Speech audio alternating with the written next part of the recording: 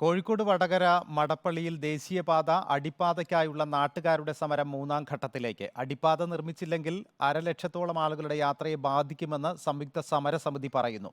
സമരം കാരണം മേഖലയിലെ ദേശീയപാത വികസനവും മുടങ്ങിയിരിക്കുകയാണ്.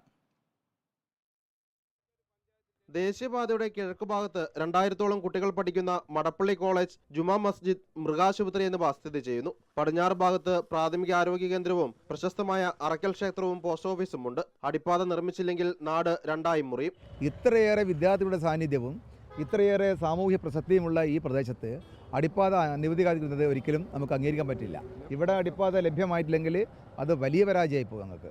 അതുകൊണ്ട് എന്തു തന്നെ ത്യാഗം സഹിക്കേണ്ടി വന്നാലും ശരി, ഇവിടെ അടിപ്പാത ലഭിക്കുന്നവരെ നമ്മൾ സമരം മുന്നോട്ട് പോകും. നാദാപുരം റോഡിൽ അടിപ്പാത നിർമ്മിക്കുന്നതിനാൽ 1 കിലോമീറ്ററിനുള്ളിൽ 2 അടിപ്പാത സാധ്യമല്ലെന്നാണ് ദേശീയപാത അതോറിറ്റിയുടെ വാദം. നാഷണൽ ഹൈവേ അതോറിറ്റി പറയുന്നത് തൊട്ടടുത്ത് 1 കിലോമീറ്ററിനുള്ളിൽ വീണ്ടും ഒരു അണ്ടർപാസ് നടക്കില്ല എന്നാണ് പറയുന്നത്. പക്ഷേ ഞാൻ ഇന്നലെയും കണ്ണൂർ ഭാഗത്തേക്ക് സഞ്ചരിക്കുകയുണ്ടായി.